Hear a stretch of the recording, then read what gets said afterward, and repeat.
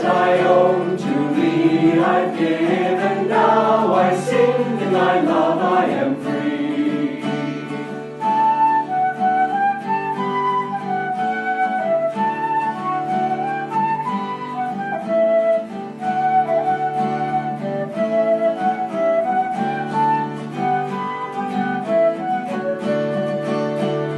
Father, now that I dance in thy name, birds and animals share in my song. All my sorrows, all my merriment, join in music to set hearts aflame. All my sorrows, all my merriment, join in music to set hearts aflame.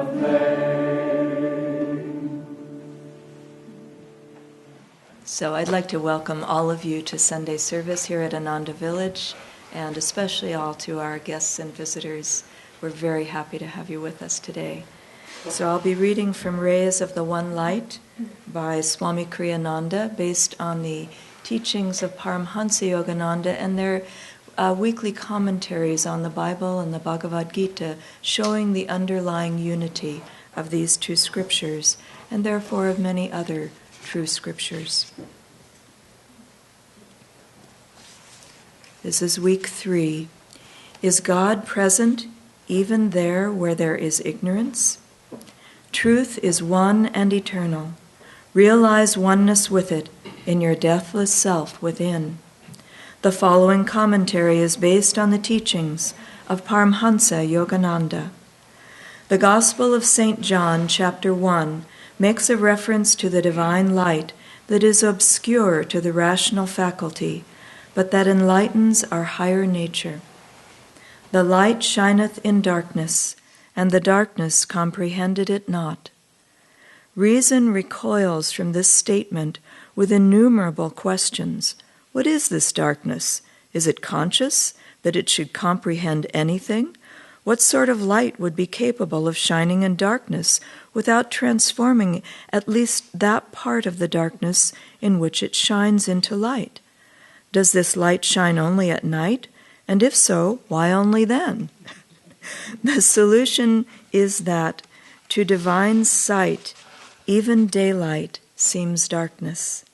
The sun itself, like the moon which shines only by reflected light from the sun, is but a kind of reflection of the cosmic light, which, being immaterial, is invisible to the eyes, but which is the great source of all material reality. In Autobiography of a Yogi, Paramhansa Yogananda describes his youthful visit to Ram Gopal Muzumdar, the sleepless saint, who lived in the vision of that hidden light. Around midnight, Yogananda wrote, Ram Gopal fell into silence, and I lay down on my blankets. Closing my eyes, I saw flashes of lightning. The vast space within me was a chamber of molten light. I opened my eyes and observed the same dazzling radiance. The room became a part of the infinite vault which I beheld within interior vision. Why don't you go to sleep? Sir, how can I sleep in the presence of lightning blazing whether my eyes are shut or open? You are blessed to have this experience. The spiritual radiations are not easily seen. The saint added a few words of affection. This is the light that shineth in darkness. It has been described variously in the great scriptures.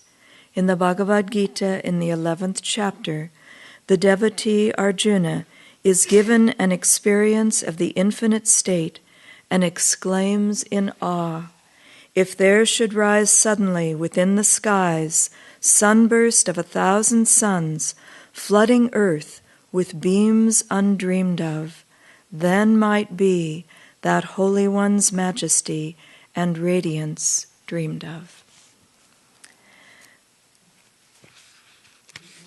Excuse me. Thus, through Holy Scripture, God has spoken to mankind. Oh, oh,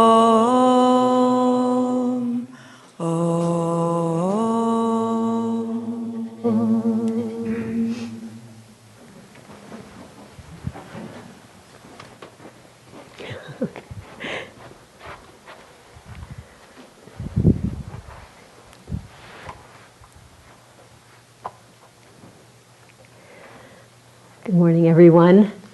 I'd like to begin this morning with a reading from Whispers from Eternity.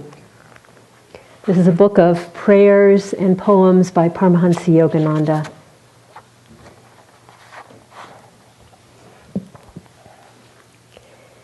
O Father, I pray that my storm-tossed soul may find the silver lining of thy presence behind the clouds of my indifference. May the moon of thy hope ever gleam upon my heart. Thy inner light slowly rises above the horizon of my mind. Mists of ignorance lift before the moonbeams of thy love. O Father of light, my sorrowing soul beholds, rejoicing, thy shores of bliss.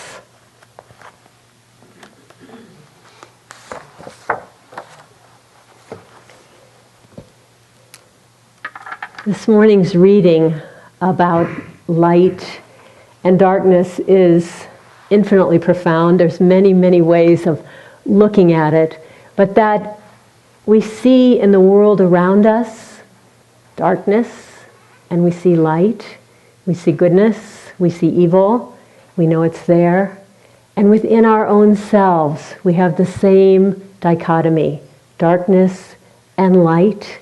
We try to attune to that light. And behind it all is the light that was described in the reading that Parvati just read. The light of God's presence is what's animating all of it. And it's what we're trying to attune ourselves to. There's the cartoon that I love, a Peanuts cartoon. And in the first little square, Sally is saying, I hate everyone. I hate the whole world. And Charlie Brown says to her, I thought you had inner peace. And she said, I do have inner peace, but I have outer obnoxiousness. And so, do we all? We have light and we have darkness, and it's part of our makeup. And we can see it in ourselves, and we can see it in the world around us. I wanted to share a story, quite an extraordinary story, that very much illustrates this, the darkness and how the light is much more powerful than the darkness. This is a story that was in a book about near-death experiences. A man named Howard Storm had this experience. He was a college professor. As a child, he had been very spiritual. He had loved God, he'd loved Jesus. But as he grew up, he became not only an atheist, he scoffed at anyone who believed in God. He derided anyone who believed in saints or angels. He thought the whole thing was bunk, and he really dug himself into his materialism. Well, he had an experience in Paris in 1985. He thought he was shot by a bullet. There was just this extraordinary pain. And what had happened was he had a burst in his abdomen between his stomach and his small intestine. So all the acid from his stomach started to pour into the body cavity, and doctors say you have about 5 hours to live when that happens. So he was rushed to the emergency room, but they couldn't do surgery on him. So he lay there in extraordinary pain and basically was just holding off death because, of course, he didn't believe in anything after death. And he held it off for about 10 hours, even though his doctors back in the United States were amazed he could live that long. And at a certain point, he just said to his wife, I'm just going to die now. He just couldn't hold it off any longer, and he just went, his breath stopped, and he went unconscious. But he was not unconscious. He was fully conscious, standing next to his bed. He felt himself in a state of heightened awareness. He had died, and he was in his astral body, is what had happened. And he heard these people saying to him, come with us now, in a very harsh voice. Come with us now, we're ready for you now. And he said, are you the surgical team? And they didn't answer him. So he thought, well, they must be the surgical team. So he followed after them, and they were very bossy and angry at him, and come on, hurry up. And they kept walking and walking. He was saying, where are we going? And it got to be very murky. And he didn't like it. It was kind of foggy and dark. And they kept kind of harassing him. And finally he realized they were going into deeper and deeper darkness. And it was totally dark. And he just stopped. He said, "I'm not going any farther." And he said, "You have to come with us." He said, "No, I'm not going any farther." And he said, then they began to attack him and started clawing at him and ripping out parts of his body. And of course it was his astral body, but still, the emotion in the astral body, what you experience is not blood and so forth, but the emotion of hatred and anger. And he said it was overwhelming, the hatred that was coming at him, and it was profound. And he heard inside of himself a voice, it sounded like his own voice, saying, "Pray to God." Well, his first response was, "Well, I don't believe in God." Well, then the voice said again, "Pray to God." Now, mind you, he was in a pretty dire circumstance, and he wanted to pray to God, so he thought, well, I'm not sure if I can. And then it said it one more time, "Pray to God." And so he said he didn't really remember any prayers. He'd been, such a long time as an atheist, but he started like pulling together things, including the Battle Hymn of the Republic, the Gettysburg Address, the 23rd Psalm, the Lord's Prayer. He sort of kind of started trying to piece something together from all of those things. And so the word God was involved in them. And so as he started saying them, these people started to get more and more angry at him and threatening him more and more. But he also noticed they were backing away from him. And so he just kept saying God more and more, just sort of throwing it at them. And finally they just retreated completely. And he was left alone in utter darkness, just alone. And he reflected on himself. He realized he must have died. And he reflected on his life, and he felt himself to be a complete failure in everything. As a human being, as a father, as a husband, as a teacher, in every aspect. And he felt, well, I've just been flushed down into the cesspool of life, and that's what my life is worth. But into his head came the song, you might have heard it as a child, "Jesus Loves Me." Very simple song. And it came into his head. And he really had nothing else. He just was there. He had nothing else to do. And so he thought, I really didn't have faith, but I had hope. I hoped that maybe Jesus did love me. And so he started to say that and to call to Jesus. And he said he saw a light coming very quickly toward him. And that light became a man. And that man, he was just all there, astral entrails kind of lying around and just really awful. And he said that being picked him up. His whole body was healed instantly. He was picked up and he was held to the breast of Jesus. And all he could do was just cry and cry. And this being was just patting him on the back, just like a loving parent. And then they were starting to go up toward the light. And he was saying, "I think you've made a mistake. I really don't belong here." And this being said to him, "No, we don't make mistakes here." And and they took him up, and he did, as you've read in many near-death experiences, a life review, looking at his life.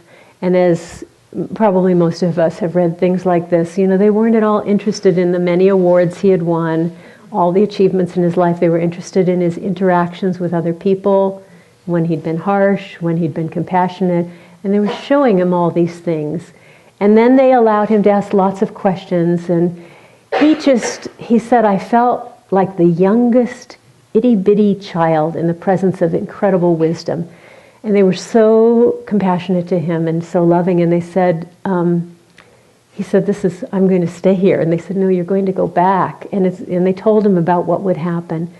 And he did come back, and of course, enormous pain. And just as he came back, they were rolling him into surgery. And apparently that period of time had been just a few seconds.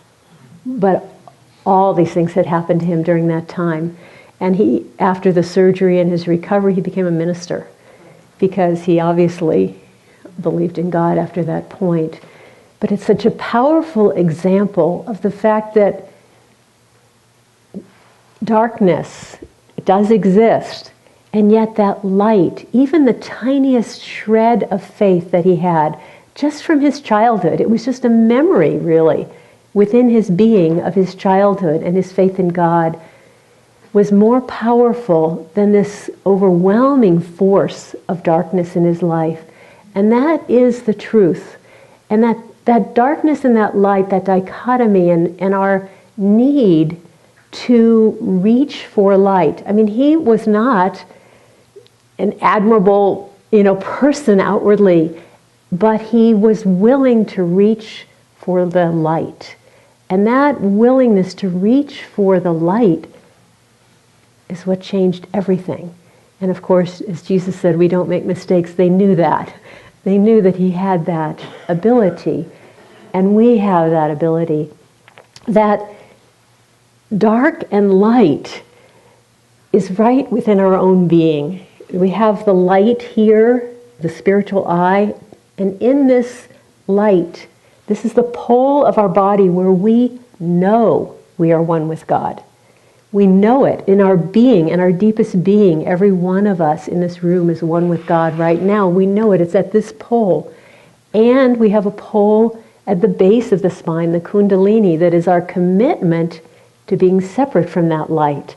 Our commitment to saying, leave me alone. I just want to worry and think about myself. I want to be selfish. I just want to dig myself deeper into unconsciousness.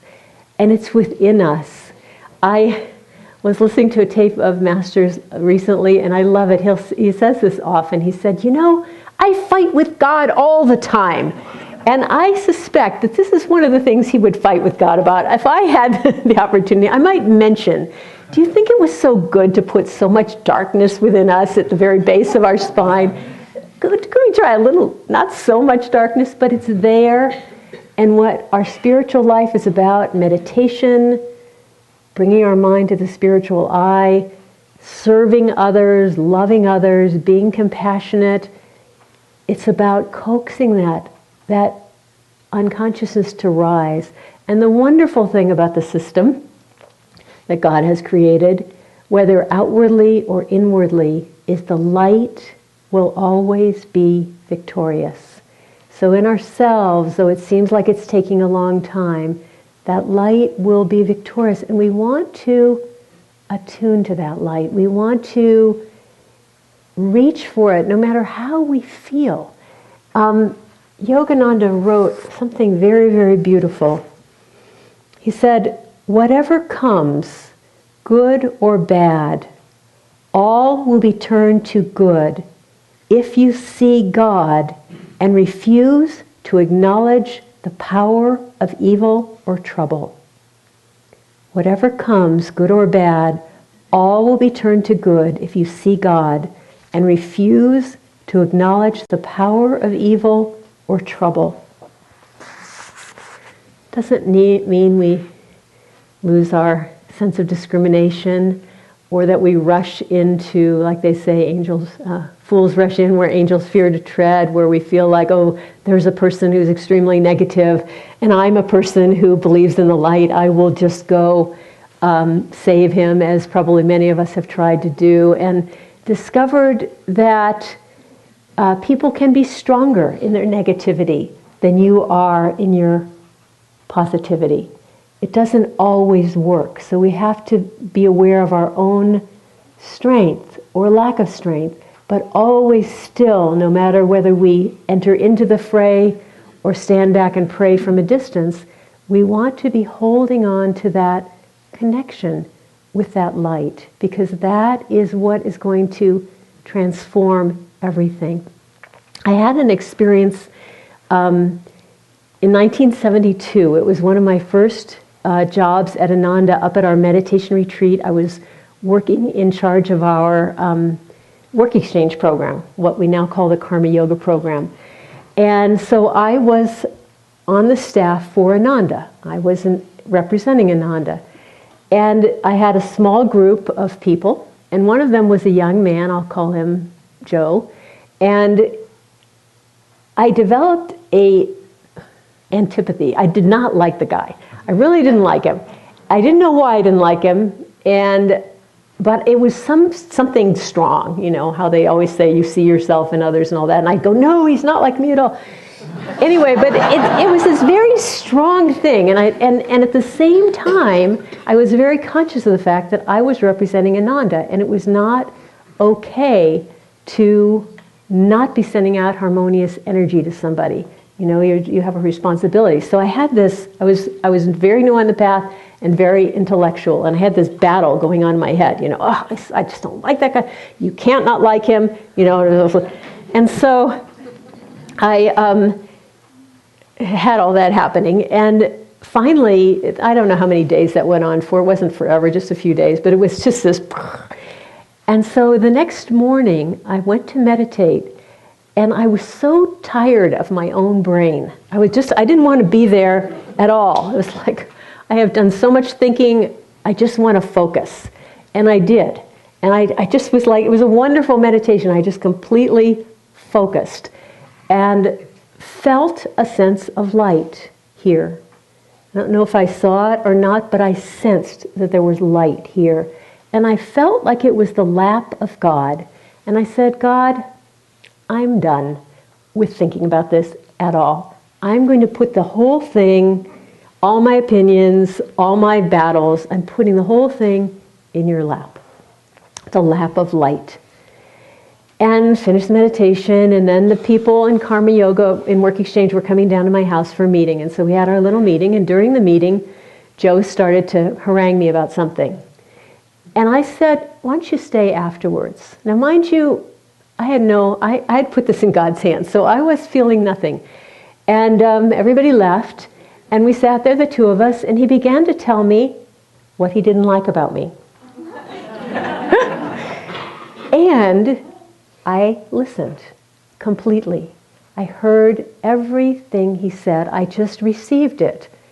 It made sense. It all, you know, I didn't have any argument with him. I just listened completely, and he knew that I was completely listening to him. And at the end of about 15 minutes, we were the best of friends. He gave me a kimono, a little gift. Everything was over. Now, I never, ever could have figured that out in my great mental struggles. But the light can figure these things out. The light can find the solution in the midst of impossibilities. And so this is what we want to attune ourselves to. There's a story that many of us have read. It's in Autobiography of a Yogi, in the chapter on the Law of Miracles. Master is sitting, meditating in his meditation room in Gorapar Road, and he's just feeling very connected to God. And then suddenly he finds himself, this was during World War I, he finds himself in a boat in the Navy, and the boat has just been hit by a shell, and the boat has exploded. And he's dived into the water from the boat and is swimming to shore. And this is all very, very real. It's happening. He's in the water, he's swimming to shore, and as he gets out of the water, he gets hit by a bullet. He's then lying on the sand, feeling the life ebbing from him and realizing he's dying. A completely real experience. And then, next thing he knows, he's back in his home in Gorpar Road. And he's meditating. And he sort of says he's hysterically weeping and touching his body, so glad that he's still alive. And he says, and before he can get too excited about that, he's back on the shore, dying again. And he says, okay, God, what's real? Am I meditating in my room, or am I here on the shore? And God says, neither. Neither. What has all this to do with light? It's all light. And I was reading that story during a time when my spiritual life seemed to be going up, down, up, down, up, down. And I said, you know what? It doesn't have to be a dramatic experience of finding yourself dying on a beach. You're finding yourself in a negative place where you can't meditate and you're grouchy and so on. It's all the same. So you have days where you feel uplifted and you feel very joyful, and you have days where you don't, and you may feel headachy or crummy in some way. What difference does it make? It's all light. You're just a soul You're just moving toward the light. And just to keep that with us. I had a very beautiful experience this past Christmas. I'd had a couple of months, this was when I was reading that story, a couple of months where I seemed to be getting these little things, not anything serious, just little things that made it hard to sit very long for meditation or to concentrate very well. And so I went into Christmas kind of feeling like, oh, I was hoping to come into this with a little more preparation. And I went into my meditation saying, with a little bit of embarrassment, I wish I'd been able to prepare better for this master. And I got a response, a very, very strong response that was not personal to me, but it was very important, and maybe it can be helpful to you. The response I got was, Anandi, you go up, you go down, you go up, you go down. I am constant. No matter where you are, whether you're up, you're down, I'm here. And you need to know that. And this is true for all of us, whether we call that constancy the light within us, whether we call it the presence of the Guru within us. It doesn't matter. It doesn't care if we're having days where we're having trouble focusing in meditation. It doesn't care if we're having great meditations. That commitment, that presence is there for us. And we need to know it. We need to go into our meditation knowing, I know you're here, I just want to touch you. And looking for that light. Jesus said, seek ye first the kingdom of God and His righteousness. Seek ye first, he didn't say this, but I'm going to say it, seek ye first the light of God and His righteousness, and all things will be added unto you. This is our great, great blessing. And let's enjoy it. Oh.